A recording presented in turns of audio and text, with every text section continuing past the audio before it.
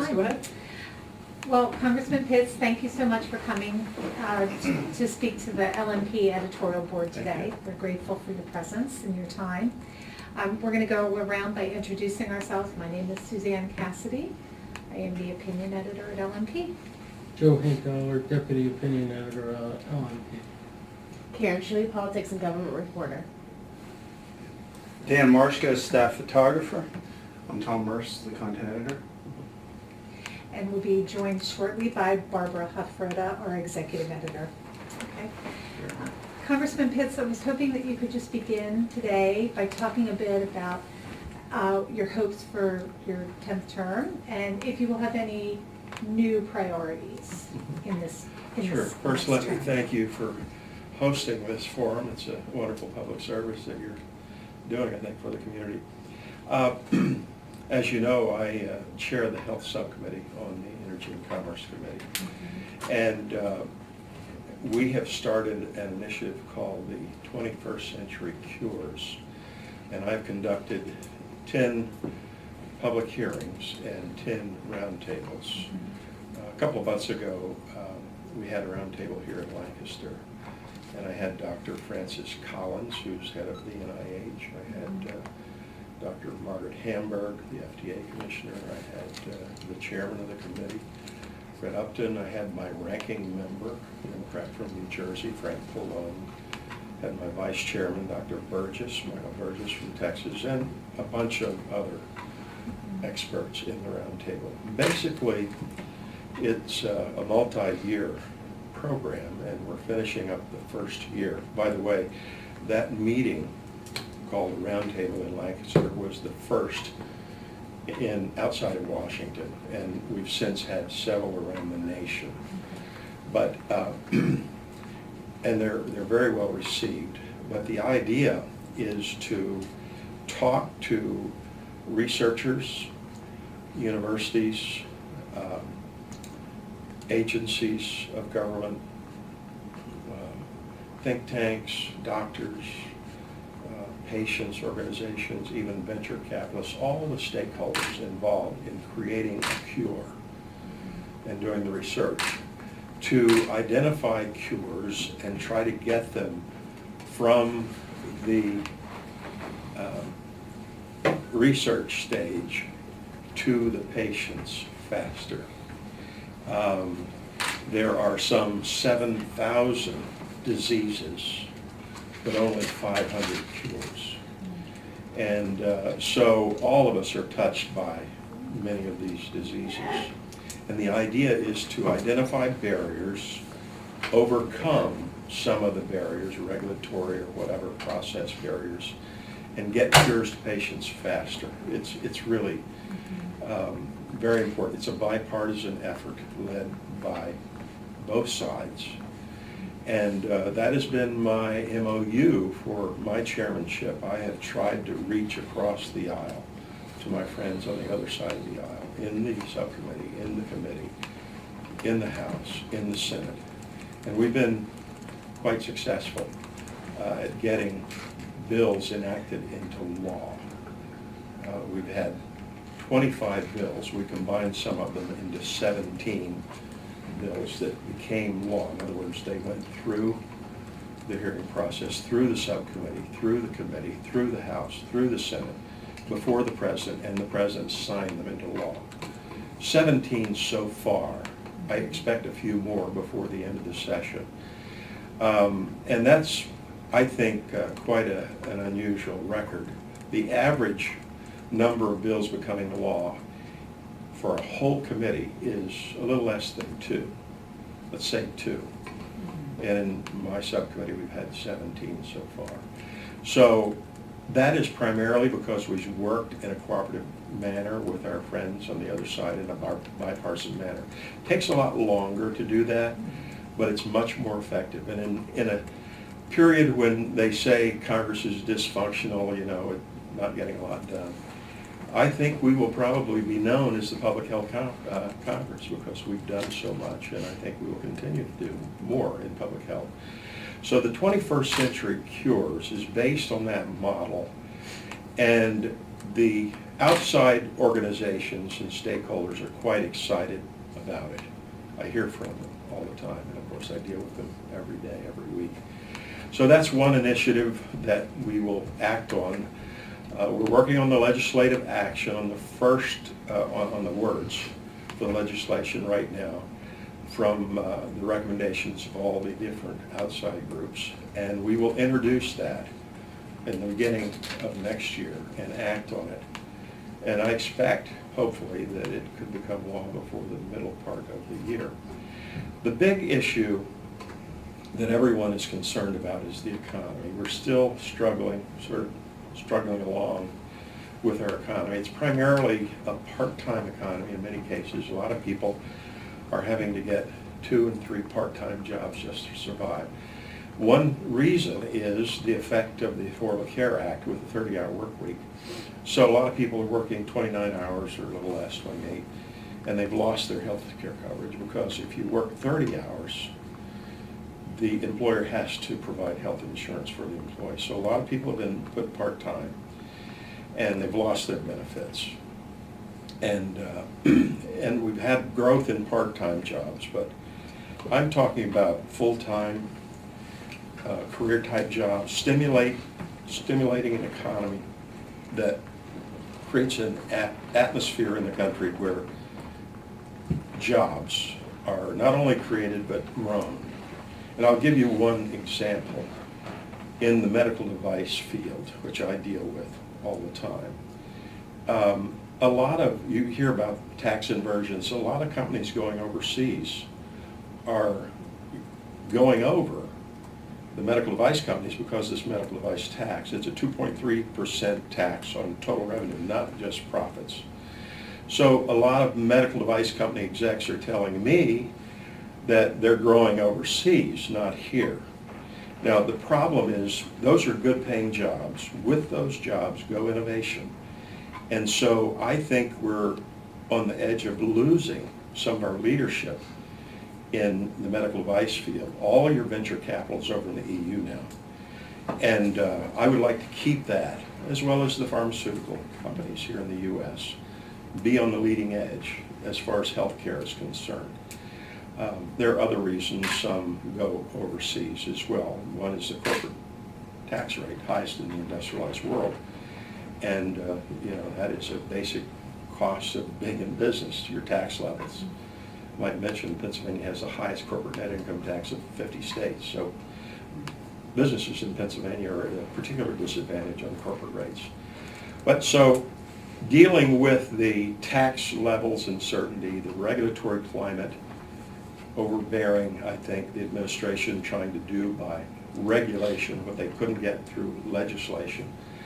Energy policy, healthcare policy, trade policy, fiscal policy, all of these things need to be dealt with and could be done, could be dealt with to create an atmosphere in which the private sector would grow, good paying, career type jobs.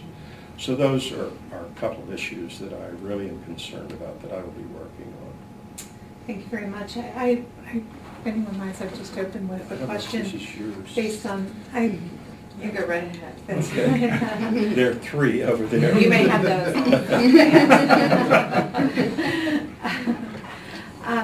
You mentioned the Affordable Care Act, you voted to repeal the Affordable Care Act. Repeal? Yes. You mentioned you're concerned about jobs and the pressure on employers in terms of part-time work. Here in Lancaster County, we have an employer, Isaacs, for example, that has built quite strong business by offering its part-time employees benefits. Do you think that might be a better approach than having this constant effort at trying to repeal the Affordable Care Act with no alternative? Well, before offered? you quote that, let's look at the facts. We have voted to repeal totally, maybe 3 or 4 times. Right. Maybe 3, I'm not sure. All the others are what you would call piecemeal repeal and replace. And so we've been successful in some instances. The Class Act, long-term care, we raised that issue early on and they withdrew it. Said it's not sustainable.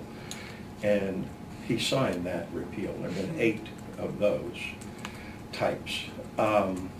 One that I have put forward is the repeal of what I call the slush fund for HHS. It's $2 billion a year, every year, ad infinitum, of self-appropriating funds. Now, I don't know if you know what self-appropriating funds are, but once that is enacted into law, with self-appropriated funds, they never have to come back to Congress for an authorization or an appropriation. They get $2 billion a year in that fund that goes to the Secretary of HHS. Every year ad infinitum. So in year 2015, 16, 17, 18, 19, 20, 21, 30, 31, 32, 40, whatever. Until that law is repealed, they get that money. What do they use that money for? Well, they've used it for signage of bike paths, for advertisements, for lobbying against soda taxes and other things, for pet neutering, just on and on. I think it should be used for public health. And so I introduced legislation, and it was partially successful. We repealed about $6 billion of what they had received and used it, you know, in our efforts in the House. So that was only partially successful. But people ask us, you know, about replacement, as you mentioned. What are you for? We're not unfamiliar with health care reform. Medicare prescription Part D was our idea. And it's very well received by seniors. Came in under budget. The premium increase has been very little. And they tried to restrict, they tried to cut back on that. We raised opposition and they backed off of that. Medicare Advantage was a Republican idea. That's for seniors. And I have maybe 30,000 seniors on Medicare Advantage with market forces with Medicare Advantage. In the Affordable Care Act, they cut Medicare Advantage $308 billion out of the $716 billion. Cuts to Medicare, 308 was to Medicare Advantage. We would like to expand Medicare Advantage. The health savings accounts, that was our idea. CHIP, that was our idea. Now they have distorted and changed a lot of, and cut these programs. And I can explain more if you're interested. There are certain aspects of the Affordable Care Act that we will keep. They took what you would call bipartisan ideas, like coverage for pre-existing conditions, and they upfronted that. That was a Republican bill before that predated the Affordable Care Act. Ours was a different approach, but we were fully funded. We had $25 billion. We warned them when they introduced or passed the Affordable Care Act that they had underfunded the federal insurance program for pre-existing conditions. They only had $5 billion. Well, we were right. They ran out of money February 15th of last year, shut it down until the law went into effect. So we will pass legislation to cover pre-existing conditions. We like state high-risk pools as the model. We will pass legislation so that a young person until age 26 can be on their parents' insurance. That predated the Affordable Care Act. The difference in our bill and theirs was we said dependents until age 26. They put all kids until age 26, whether they're dependents or not. Or not being able to cancel coverage if you get sick. You know, we will pass those. But we will, if we get a chance, and it's not certain that we'll have the chance, but if the voters did what we would like and gave us the Senate and the presidency in 2016, the first opportunity we would have to amend or repeal or replace any of the Affordable Care Act would be January of 2017, just a start. And we can go over that replacement package if you would like. We like market-based types of aspects to healthcare reform, like competition across state lines, or pooling across state lines, or portability across state lines, or medical malpractice reform, or tax equity for an individual getting the same incentives, deductions that a company gets when they provide health insurance. And some other things. But those are some of the ideas that we have introduced. We have 160 bills, by the way, introduced. Only about 3 are what you would call comprehensive. Most are piecemeal bills that would repeal or replace parts of the Affordable Care Act. So, if we get the opportunity, that's what we'll do. And if you look at what people were promised, you know, if you like your doctor, you can keep your doctor. How'd that work out?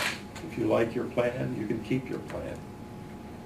By the way, you'll save $2,500 per family. Guess how much your premiums and costs have gone up? About the opposite, over $2,000 per family. The average in Pennsylvania past year's 49% increase in premiums. Deductibles going up to 10 or 15,000. I've talked to some people. They can't access it. So, go ahead. Was this not a Heritage Foundation plan, No, I don't know which one you're talking about. the Affordable Care? Was this not based on? I don't know. Heritage Foundation? I Yes. don't know. Heritage The individual Foundation? mandate. Mhm. I Oh, believe you're that talking was- about the individual mandate. Mhm. Yeah, some people in Heritage had proposed an individual mandate. That's Mhm. called a tax according to the Supreme Court. How many, just as a follow-up question, how many people on average during any given week or month do you hear from in the district, you know, encouraging you to press on with repealing certain aspects or all of the ACA? A lot, yeah. We hear it from a lot of people. I could send you a whole list of people who've called in saying, here's how my insurance premium has increased, or I've lost my network, you know, I've lost my hospital, you know, I have to go to another doctor. We get that a lot. Is that there, as you see it, in terms of the feedback you're getting from your constituents, is that the number one issue on their mind, the ACA and its impact on their lives? It's one of them, you know, the economy and just struggling to survive is a big thing. Getting a good job. We need more good jobs and good paying jobs out there. You know, we've got millions of kids getting out of college who can't get a job. And so I would say the economy's number one, and then behind that might be the Affordable Care Act. Of course, we're hearing a lot more now about Ebola and ISIS, but we hear about the federal debt and the deficit. We have a debt of $17.7 trillion, and the unfunded promises, if you look at what we've committed to with the entitlement programs like Social Security, Medicare, Medicaid, $220 trillion. I mean, it's almost inconceivable to think about these kinds of money, but it is a future mountain of debt on our young people that they're going to, I think, if we don't get it under control, they're going to face less opportunities and freedoms. And you could see eventually hyperinflation that is a cruel tax on everyone as they try to get this monetary system. Where on the list of constituent concerns, rank-wise, does the pipeline fall? When we've talked about the economy and the ACA, your opponent, as you know, is running on this issue. Yeah. I'm trying to get a good sense for, you know, where our county and the people who live here stand on it. And I'm wondering if you can tell us what your sense is in the district of where people stand on this issue. Yeah. I've got constituents on both sides of the issue. And it's not the major concern of many constituents, but it is in that western part of Lancaster County. So, you know, depending on the part of the district you're talking about Chester County, Berks County, Lancaster County, it's primarily a region where there's real concern. And I share their concerns. They have legitimate concerns. I think they've been, unfortunately, exaggerated when you talk about blast zones and, you know, that type of thing. But they've got concerns about eminent domain, about environmental impact, about the impact on Indian burial grounds. various concerns, how close, it is to them, the impact on their land values. And so what I have done is what I've done in previous cases. This is not the first pipeline issue I've dealt with, is say that I think I'm most effective in being their advocate if I won't oppose it or support it. I'm certainly not going to demagogue it, but raise aggressively their concerns with the appropriate entities, the pipeline company and FERC. Now, a few years ago, we had a pipeline in western Chester County, and I did the same thing that I've done here. I requested a joint town meeting with FERC. I've requested that here, hopefully, for the end of the year or early, before the application is put in. And we had a hearing in Octor High School. And subsequently, that pipeline was disapproved, but it was more because of what happened in Maryland. I might say that my opponent was running for the state rep job then. He was a township supervisor. He didn't say a thing about it. It was only a few miles from his home. Senator Andrew Denneman, the Democrat, has a lot of comments on the website. Go to FERC website and see. I had a lot of comments with FERC. And so it's interesting. I just point that out. I've advocated very aggressively with Williams and with FERC, because if people will give me their comments, I can forward them to them. They're not ex parte, they're part of the official record. They have to consider that. And if you look at the pipeline, FERC is not supposed to be affected by the political process.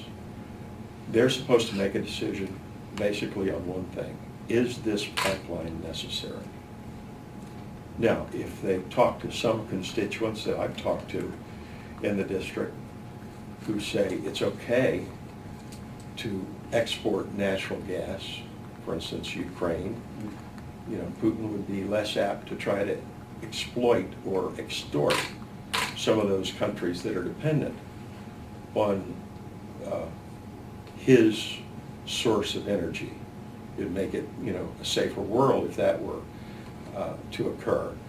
But others, it's not something that is paramount in most of the constituents. The ones who are impacted directly, it is. And I will be their aggressive advocate to make sure FERC and Williams, and we're doing this every day, Right. hear directly their concerns. So those who are really affected, not just activists or people who might want to exploit it, those are the ones I'm trying to advocate for. Sure. Have you heard anything yet from the people who would be affected that concerns you about this Well, project? You covered the bus tour. I was asked to provide a bus tour by the opponents, by the way, the Preservation Trust. There were a couple of preservation groups. And so I set it up at their request. And they attended. I gave them the chance to ask the first question. By the way, they dominated the questioning, the opponents. But it was primarily for the local government officials who would have to engage the public about this impact.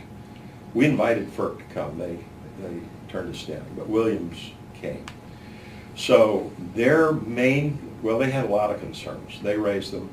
The first concern was, how does this impact land that is preserved in some kind of we have a lot of preservation programs. Yeah. So that was the first question asked. And it's something, that we wanted them to address. I'm still not quite clear on this, and you certainly take positions on many other issues. And we could go down a long list of them. And I guess I just would like to be clear. I know you see yourself as a facilitator in this, but why not take a position? Do you feel that you don't have enough information yet? Are you wary of appearing to be, too supportive of one side and the other? I guess that's what I don't get in this. Well, as I said, I've got constituents on both sides of the Yeah. issue. And I won't give you the polling results. What you although do on other issues too, you have constituents on both sides. I have polled the issue as Okay, well. okay. And there are a lot of things where I advocate for that I don't take positions on. I do this all the time for constituents. I honestly feel that I'm more effective in advocating with Williams or FERC if I don't either oppose or advocate for. It's more like being an independent broker, which FERC is supposed to be. So I think I have a little more credibility. They're the ones who have to make the decision, by the way. And there's several opportunities in this process where the public has access to them. And they can either go directly to them or they can come to me and I'll get them, before FERC, their concerns. I think I'm more effective in helping as an aggressive facilitator, basically, of those impacted along the line. And I'm already daily engaged in doing this. But is that generally the role of an elected official, to be an independent broker? I mean, there's one thing for a regulatory commission to be, to be an independent broker. Well, Another for. I'm trying to represent my constituents along the line who are impacted, not scare tactics, facts. They have to consider facts. And I'm trying to make sure their concerns are addressed by FERC and by Williams. And this is not the first pipeline, I dealt with. I've had a number, and by the way, there are 7 pipelines that go across Lancaster County, So it's not like we haven't faced pipeline issues before in the county and in the other counties. You mentioned polling. What sort of polling do you do on this issue, and what does it show? It's substantial in favor. In favor of the pipeline? Yeah. This is a poll of residents of the 16th. Yeah.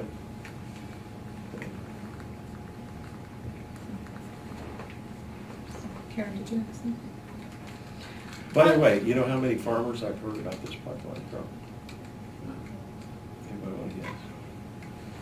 One. Yeah, not many. One. And I won't tell you what the Farm Bureau did, so let's go to another issue. if you like. That's actually what I was gonna ask is, I'm as sorry, far go as farmland being so important to Lancaster County, what would this pipeline mean? Are you hearing from them on what that Yeah, would mean? I'm hearing from them, And you're hearing mostly positive things, or? yes. Okay. In fact, the one issue was how much am I going to be reimbursed, and negotiating on how much. It's a 3-year payment in 1 year, 100% the first year for crop loss, 50% the second year, 25% the third year, but it's all in one lump sum. So they're interested in how much they get paid. But as far as impacting crops and yield, Mm-hmm. go talk to farmers who have pipelines going through their farms all over the place. They'll tell you. You spoke of your concern about your opponent demagoguing the issue. I'm assuming that's who you were suggesting was demagoguing this issue. What concerns about the pipeline do you think are exaggerated? Oh, I think when you talk about the blast zone, I think that's really exaggerated. Can you say why you think that's Yeah, exaggerated? tell me when we had a blast. I think Lancaster County. wasn't there in not in Lancaster County, but wasn't That's there what I'm a talking about. quite considerable accident in California? There are safety issues that have to be addressed. Mm-hmm. We want to make sure they properly address them. But I think you can exploit the issue with your rhetoric. How best to address those safety issues then? If there are indeed safety issues that need to be addressed. Raise them directly with the pipeline and with the FERC. Are they concerns that you are addressing, that you're raising yourself? Yes, I am raising. Can you say a little bit about that? Because you've dismissed the blast zone, but what are the legitimate safety concerns that you've addressed?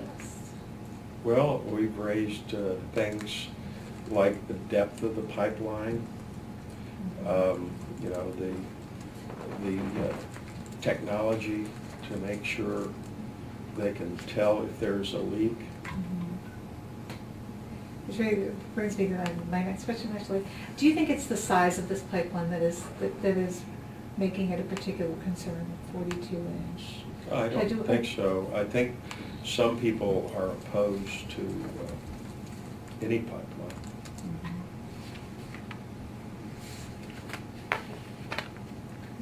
So we asked your opponent this question, what is the proper role of the federal government in education? In education? K through 12. We in the federal government spend about $110 billion a year on education. And that's not the education budget, that's all education in other departments as well. And I had a breakfast this morning with the Ephrata School District, and out of the 28 high schools I have in my congressional district, this is the only school that does a legislative breakfast. It's just really wonderful what they do. They bring in legislators, you know, public officials, and brief them on their program. They highlighted two this morning, the German language and the music program. They highlighted different ones last year. But I asked them how much federal funds they get. It may be 7-8%. It's not a lot. Most of your funds for education, K through 12, are state and local funds. And my philosophy has been, and I've introduced legislation and even had some success in passage in the appropriations bill when we used to do them, is to say that federal funds should be driven down to the classroom, and as long as they're used on classroom-related activities, take the federal mandates off. There are 760 education programs administered by 39 different agencies and bureaus with all kinds of strings and mandates, and they talked about unfunded mandates this morning. So what we would do is take the mandates off, drive that money down to local level and let them decide how to use it. As long as it's classroom related, you know, our schools are not like necessarily the schools in Maine or Mississippi or Alaska. We have different needs. Let the local boards, school boards, the local officials, superintendents, parents, you know, decide how that money is used for their district. Take off the mandate idea. And so I don't like too much testing. I did not vote for No Child Left Behind, if you remember, and it hasn't been reauthorized since 2007. But it was one of the signature achievements, according to President Bush, of his administration. I voted against it. I come from a family of teachers. I was a public school teacher, math and science teacher at Great Valley High School in Chester County. And it was another test, if you will. I think our kids are being tested too much. You've got teachers teaching to the test now. And the way they were evaluating students, I have a teacher friend here in Lancaster, in the city. Half of her students are not English native speakers. So to hold them to the same standard is not quite fair when you've got, you know, many languages represented. And I think you can test basic skills using existing tests and academic standards for the state. It's a good idea to want to bring students up to certain basic skill levels. The motives, the goals were laudable. It's just that I felt like they were putting too much regulation and testing requirements on teachers. And I talked to teachers about this. They really do feel this way, that they're having to teach to the test because their score, they've got to make a certain score, you know, certain things like pay depend on it and how they compare with a previous year. So I don't like the idea of federal control of education. I think that ought to be local and state governed primarily, if that's your question. Would you get rid of the U.S. Department of Education? There is a lot of bureaucracy in the Department of Education that you could get rid of. 96% of the employees were labeled by the administration as Essential. non-essential. I wouldn't cut funds to education, but you could get rid of the bureaucracy of a lot of the programs who are eating up that money. It should go down to the classroom, in my opinion, to the local school districts, because they're struggling with all kinds of pressures, including property taxes.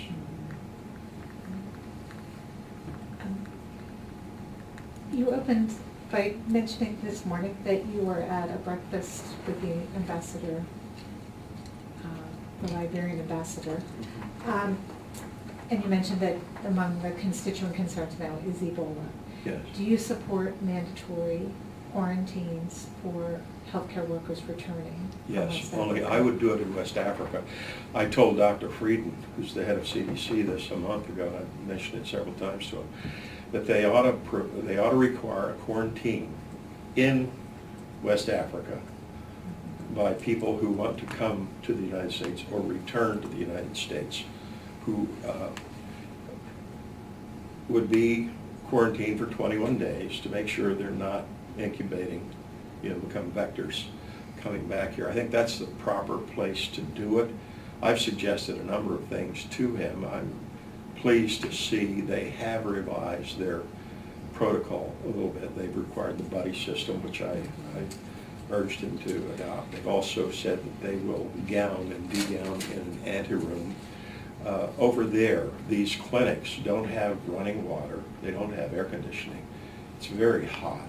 And when you gown up like that and glove up, you sweat profusely. The patients sweat profusely. And when you remove the gown, if you touch the outside, you can get Ebola. It's transmitted in fluids. And so they have said they'll have a buddy system to help make sure they gown properly. And by the way, no skin showing. That was a change. And that they are careful not to contact bodily fluids. But there are a lot of other problems. We've sent some, the president said 4,000 military troops are to go over. They're primarily for logistics. They're not going to touch or treat the patients. They're going to build clinics with running water and also incinerators, because there's 4 times the waste from an Ebola patient as there is from a normal patient. And they don't incinerate. They don't have incinerators. They don't burn the bodies. Their custom is to wash the body, and then everybody touches the body as it goes down, through the crowd, and they spread Ebola that way. And so there's a cultural problem. Our troops are trying to teach a very strict protocol to healthcare workers, and we've lost over 400 healthcare workers in West Africa. We've got about 130 CDC personnel there now, in addition to troops. And they're primarily to build and get the equipment in the countries and to be an air bridge to get them from country to country, like Liberia, which they don't have now. And I think, that quarantine has to be applied to our troops as well, even though they're not touching or treating patients. They're in the vicinity. And I think, instead of going there 6 months, 6 months and 3 weeks. I think the CDC is concerned that, enforcing that 21-day quarantine will discourage healthcare workers from going to West Africa where they're badly needed to stop the... I don't think so. I mean, if you're going to go over there and you're going to stay several months, I think to protect our population, you've got to have a quarantine. You shouldn't have somebody coming back here who's been treating Ebola patients get on a subway, go to a bowling alley. I mean, that's what happened. Yeah, that doctor, he's become something of the poster. But I mean, that's what we child face. for You don't have subways public health over there. concerns. You don't have bowling alleys over there. Right. You would be restricted, in a quarantine. So, Tom Houghton says he has a chance. What do your polls say? Good luck. He has run 5 times for 5 different offices in the last 7 years. He ran for, the township supervisor, for state rep, for state senate. By the way, he ran against Senator he didn't against Pledgey, but against Andy Denneman, who's a pro-choice moderate Democrat. He was upset that Andy voted for a mild version of tort reform that passed. And so you can look at, I've got his TV ad and all of that stuff. But he ran because he's a trial lawyer. He, in the last 3 times, has received nearly $150,000 from Philadelphia and Pennsylvania trial lawyers. And he received one large single contribution from the teacher unions, by the way. So he has what he stands for in his agenda.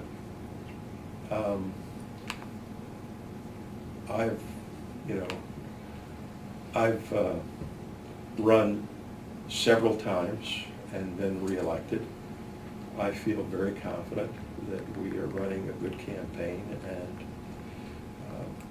hope that we'll be reelected, because I think I can help my constituents, and so I wouldn't give him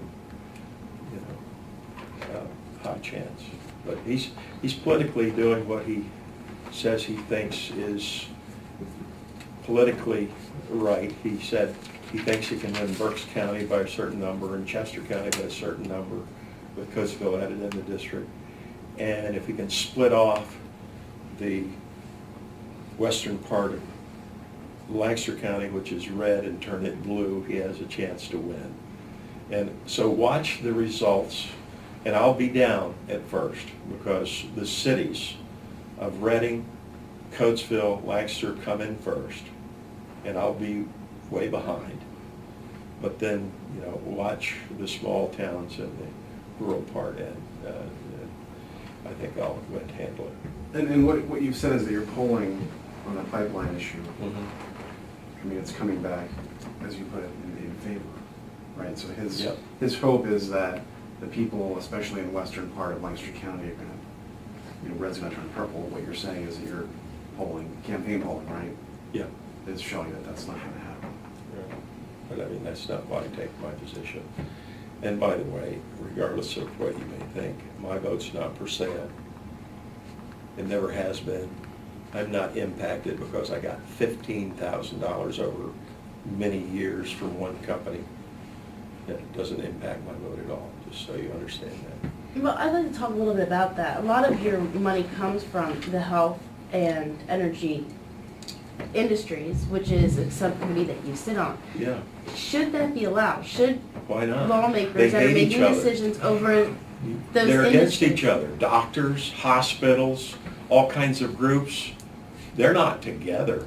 But you make decisions based on those industries. Yeah. When you're receiving money from them, is that, and you're not the only one, everyone does that in Doesn't impact my Congress. decision at all, How doesn't it impact your decision? because it doesn't.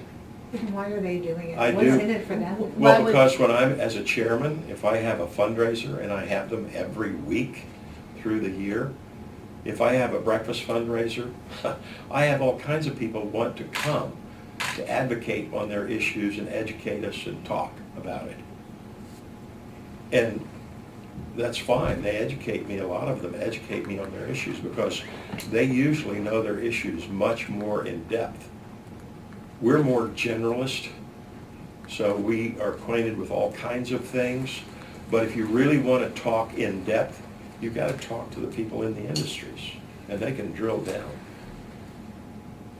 And it's really, I mean, believe me, I am not impacted by contributions. I've raised, you did a cartoon showing that I had $525,000 cash on hand. Well, after 2 years of fundraising, I had that much and he had 25,000. And so that's my campaign, and you'll see his campaign with the money he's able but he hasn't been able to attract a lot of money this time. Isn't that in one way, though, a perk of being a longtime congressman? Yeah, it is. And Because as a senior, member, a chairman of an important committee, Mhm. it's much easier to raise funds, if that's what you mean. Well, I guess my question is, this system is kind of works against challengers, right? I mean, that's, we're not here to litigate Not that, but my necessarily. question is. A lot of members have been defeated. Mhm. If you look at the average tenure of members, challengers, we've had a number of challengers win. And They had some kind of PAC money behind them and, or, No. I groups. mean, you're a little cynical, I think. Cynical? A The journalist? system, Really? the system is limits and transparency. Mhm. So an individual can give up to $2,600. Now, most don't give that, but they can for each election. A PAC can give up to $5,000. In the state legislature, you know what the limits are? Or are they- There's no limit. They can give you $32,000 in one check, which they do. I guess my question leads to this, what I was building up to, and not very well, but, and I'm sure you're tired of answering this question, but if you'll indulge us one more time. Initially, you pledged to run for you imposed your own term limits. We've had discussions about term limits or not. Some of us think they're a good idea, some of us do not. But how do you answer that question of, here you are going for your 10th term, you were only going to run for 10 years. You were gonna The be in office question 10 years, was, right? asked here in Lancaster County, will you support term limits? Mhm. And I said yes. I said I will support 12-year term limits for both the House and the Senate to make them equal. Two 6 years in the Senate and 6 2 years in the House. Mhm. And I voted for that, by the way. Didn't pass, term limits legislation didn't pass, but I voted for it. But I also said, I will only serve 10 years.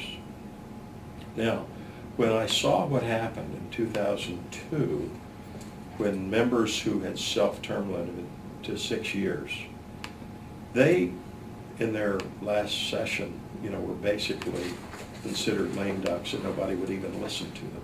So in a very public way in 2002, I came out and said, and I met with this editorial board, that I will not keep the 10-year limit because it doesn't apply to everybody.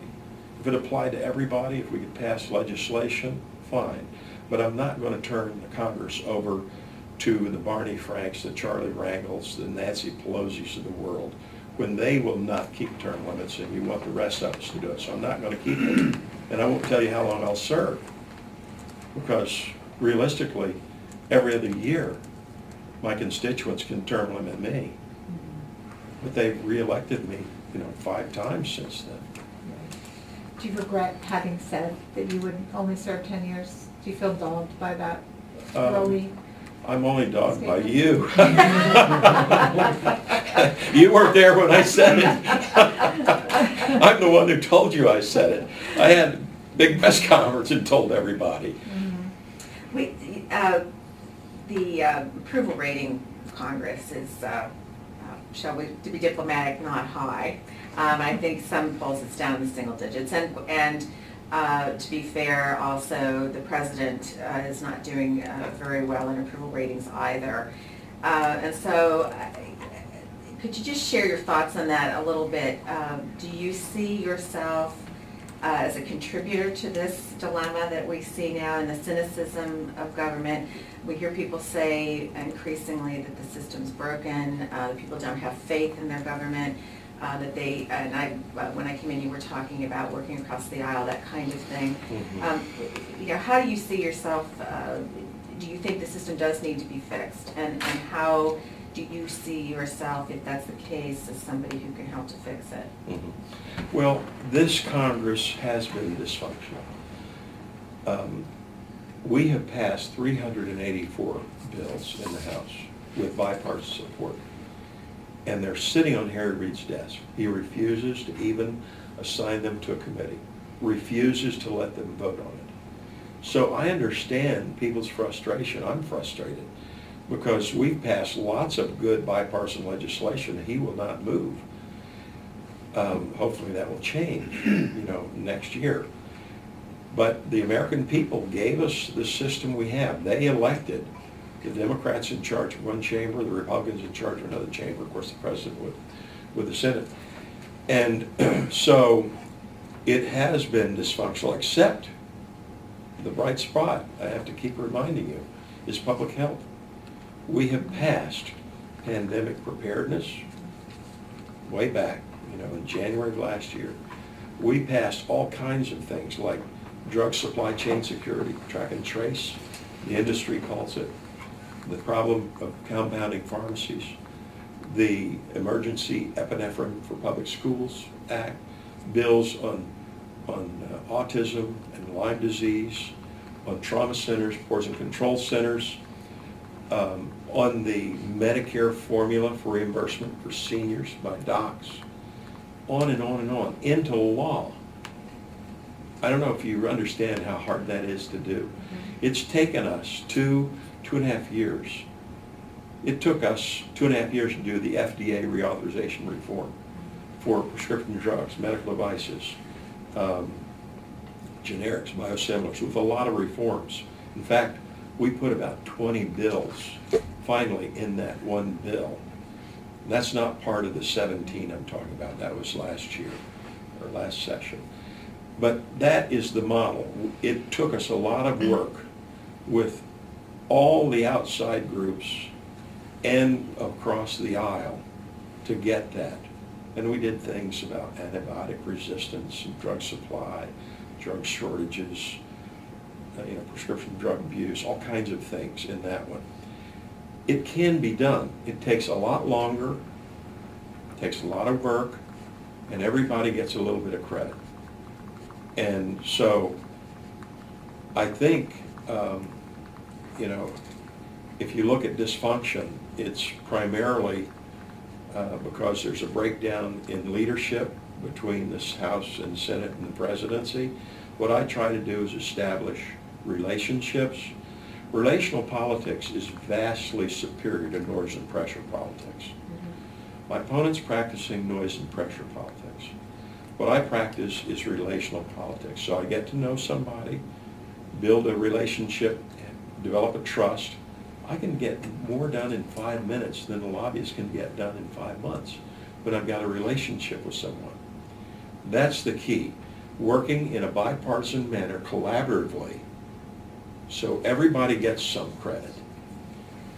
And any particular reason health and that particular area you think that we found success? Is it because when death and disease are looming over us that maybe we feel more of an urgency? But why? No. What have we done? I mean, why there and why not in other places? It's a matter of leadership. It's a matter of, well, you take the SGR. That doesn't excite anybody here. The sustainable growth rate, the doc fix. But it's a serious issue for Medicare patients. And we've worked, again, with about 75 outside specialty groups. We went through several iterations. We worked with our friends, colleagues, and you have to give some, you win some, but you negotiate. It's called compromise. And we passed SGR, and they've tried to do this for 10 years. We have kicked the can down the road 17 times the last 10 years. We passed that policy change unanimously. Unanimously. Now we're working on the pay for. We hope to get that over the line in lame duck. That would be a huge thing. Just talk to any doctor about that.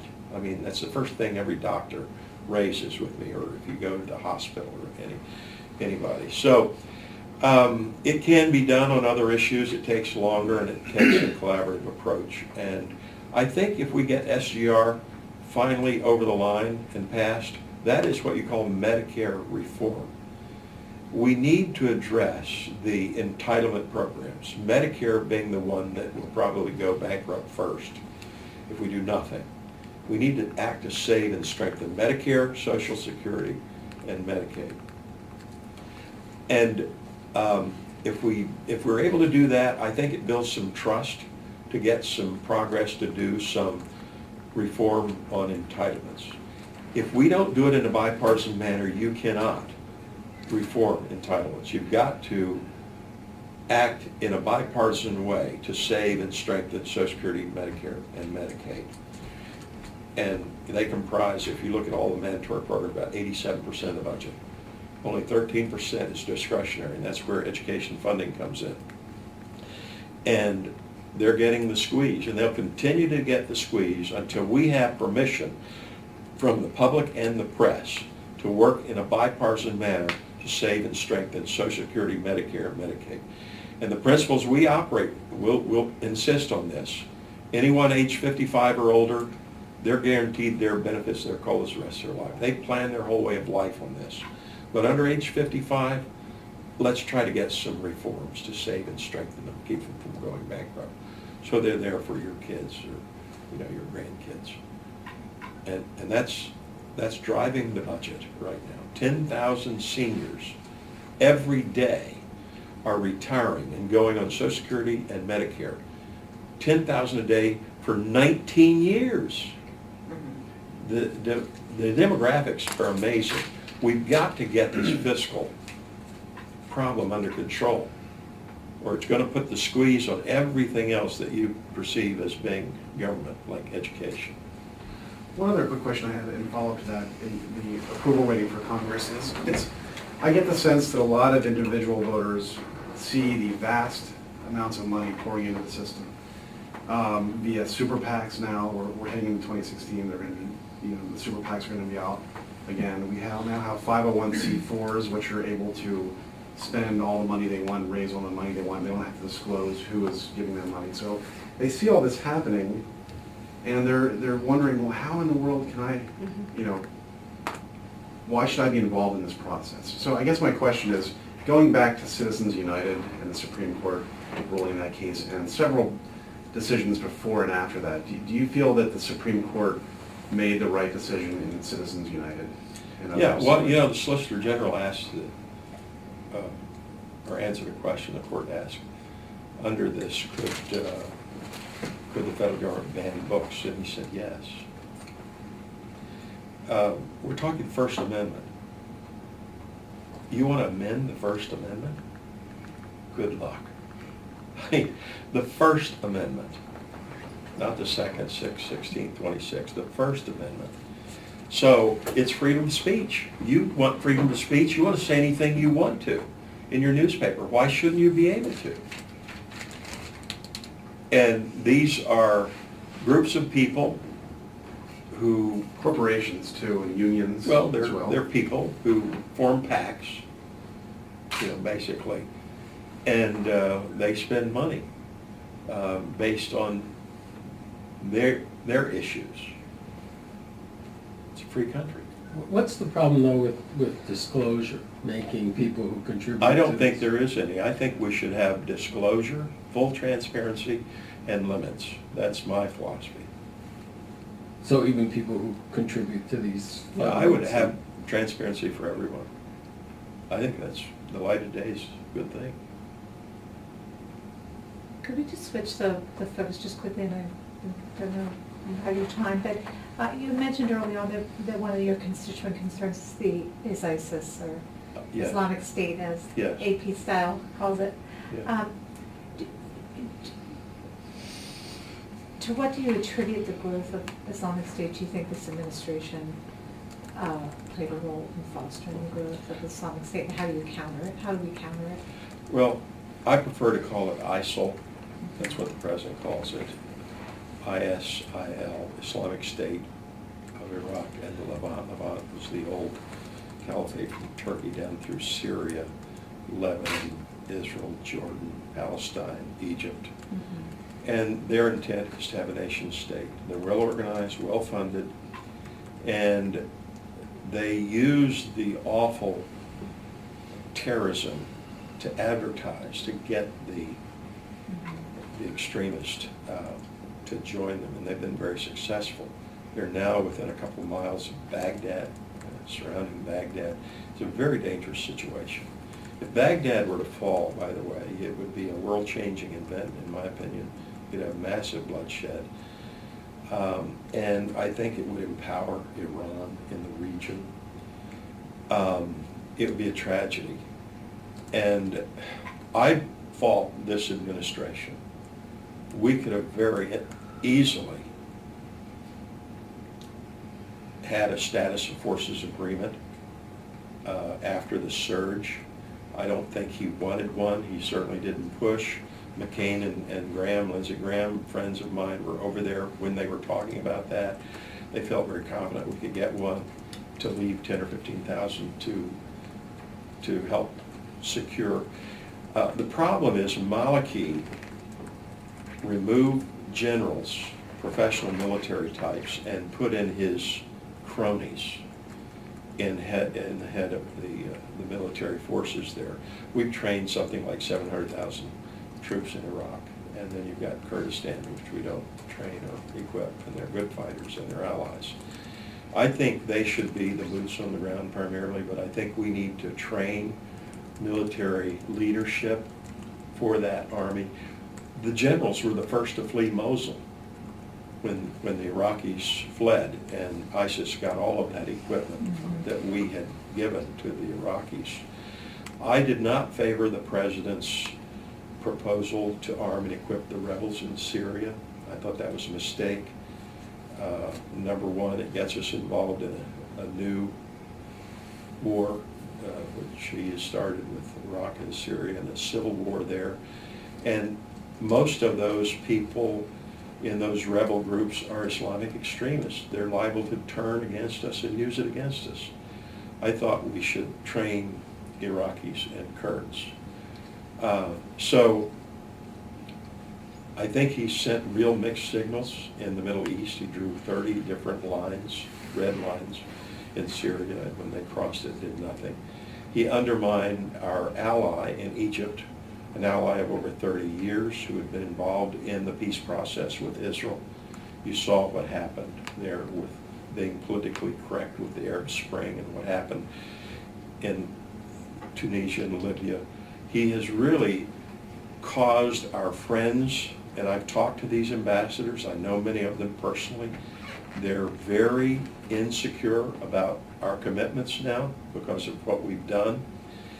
And I don't think the opposition fear us anymore because there are not really consequences like there should be. Look at Putin and the Ukraine. So I have the privilege of meeting and talking with these ambassadors from these countries. They're very concerned about our policy and feel like it's not a coherent, well thought. We've got a very unstable Middle East, very dangerous. Our ally, Israel, is, they're worried about survival. They're very concerned. So I don't have the most confidence in the administration's foreign policy.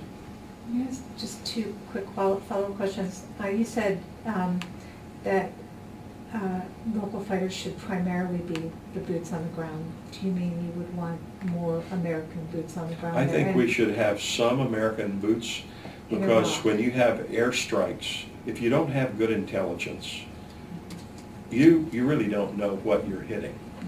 And you can't consolidate. I'm sorry. No, I'm sorry, I shouldn't have interrupted, but I know, do you think Americans have any stomach for putting troops back? Well, we've lost several thousand lives. It would be a tragedy to lose Iraq. And basically now we're talking about just keeping Iraq as a place free of terrorism, terrorist training camps. Now, ISIS or ISIL is coming in and controlling a lot more, but that's again because of Maliki's incompetence, corruption problem with Sunni leaders and what he's done there. I think those relationships could be rebuilt again, but not, of course, he's gone with new leadership there. But you must respect the tribal leadership in these countries.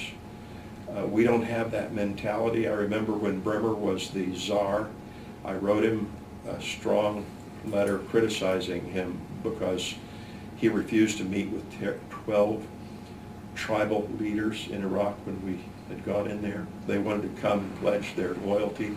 He refused to meet with them because he said, we don't deal with tribal leaders. That's a bad mistake.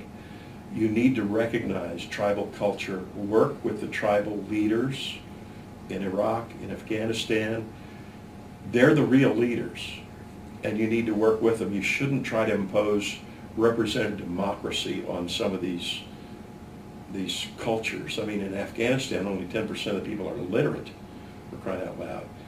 And so respecting, listening, working with some of those tribal leaders, I think would be much more effective than trying to impose someone like Maliki on the country, which we unfortunately did. Who from your party do you see emerging as the contender in 2016? I think it will probably be a governor. We've got a Or lot former of people. governor? Jeb Bush? Yeah, possibly. I mean, I hear his name being mentioned, and that's a big state. And of course, he's married to a Hispanic, speaks Spanish, so that's a consideration.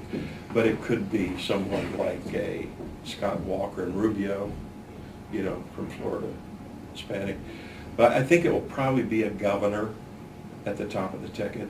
You've got senators, of course, interested, even, you know, a House member, former governors. Don't know. Chris Christie could be, I think, a strong candidate if Hillary is the Democrat candidate.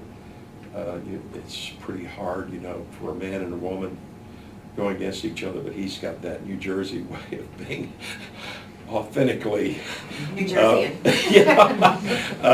critical, you know, and sort of gets away with it, you know what I'm saying? I don't want to put him down. I'm just saying, you know, you have to look at who the candidates, who the opponent might be.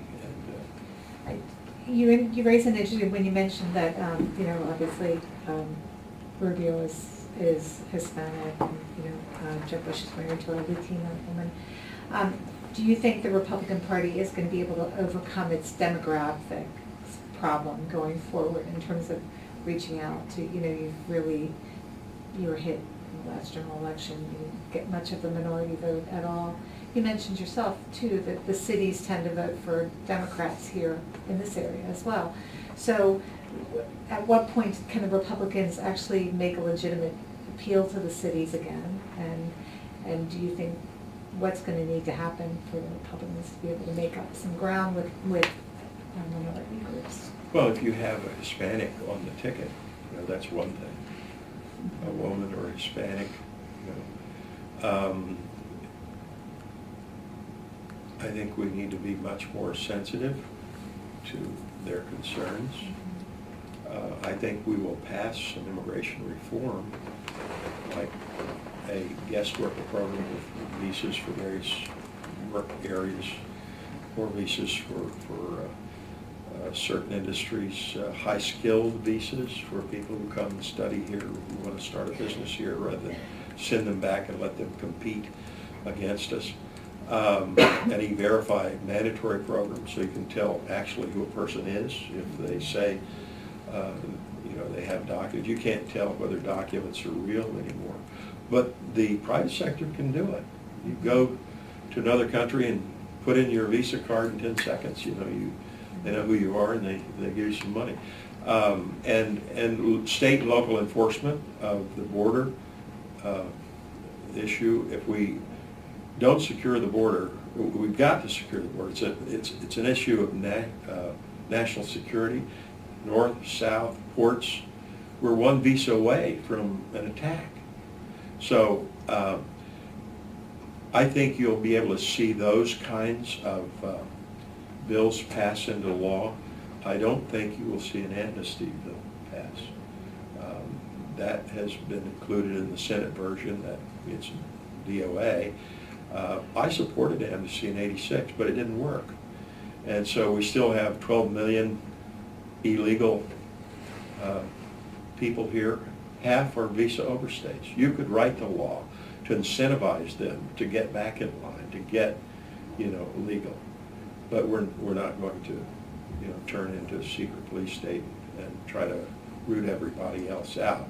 It's just that I don't think you're going to see an amnesty bill considered or even, passed by the House. And that's what Harry Reid wants. So do you think Republicans are going to, aside from putting, people on the ballot, or do you think Republicans are going to continue to struggle on this issue in terms of winning the minority vote? No, I mean, you look at the Hispanic vote that you're talking about. And African American, all ethnic minorities. Okay, well, I've reached out to my Latinos in my district. I have, groups in like Reading, in the city of Reading, in Lancaster, in Chester County, in certain parts. And I really, really enjoy talking to them and working with them. I meet with, I think, a group tomorrow up in Berks County. I have meetings on a regular basis with leadership. I met with business leaders. That's one I have coming up. But I have, church leaders, various groups, and I find that they have groupings that you must respect as far as their leadership is concerned. And it's not like, one massive group. Right. The Dominicans primarily are business people in the Reading area. And so I meet with a lot of those business owners, and they're very concerned about business issues and the economy. And, the Puerto Rican group primarily are establishment. They are running the school board and, in positions of leadership. They're really quite assimilated already. The Mexican group are a lot of the workers in a lot of the industries. So you've got to work with all of the groupings of people and respect, their expertise. And I find they're very open-minded, and I expect to do well with them because I've reached out on a regular basis for several years. Well, Congressman Pitts, did you want to say anything by way of summary, or are you exhausted? Yeah, I'm tired. Well, let me just say that, again, our big initiative in the Congress that I will lead is the 21st Century Cures Initiative, to try to get cures to patients faster. It's taking too long. And for instance, with medical devices, you can go to the EU and get medical device approved in half the time and just as safe. They do their safety, studies there as well. So identifying what the barriers are and overcoming them, and doing this in a bipartisan way, I think will have wonderful effect for many, many of our people who grapple with various types of diseases. And I will, I'll continue to reach out in a bipartisan way with my colleagues on the other side of the aisle. They have to be with me on this, and I think that's the way to be most effective. So that'll be our main initiative in the Health Subcommittee, and of course in the Congress, dealing with the major issues of tax policy. I'm not sure what we'll get in lame duck. We may get a little bit, but there's a discussion draft in tax reform that has been going around for several months. I look for a vote pretty soon next year on tax reform. Basically, it will be simpler, flatter, lower, closing some of the 210 tax loopholes, they call them, their tax expenditures. You can do that and even raise more money, but it's much too complex, the code. And I'd like to go, from 35 to 25 and 10 and simplify it so you could actually do your own taxes, without hiring expertise from CPAs and lawyers. But dealing with those kinds of issues, regulations, energy, we could easily be energy independent in this country if we had a complete diversification of our resources. And energy's a basic cost of being in business, and it would stimulate the economy. And then, of course, I'll lead on the healthcare and the other issues I've talked about. I won't talk you to death, but thank you for letting me be here. Thank you. We Thank you very appreciate it much. very much. Sure. Thank you very much. Thank you for Glad joining to. us today, everyone.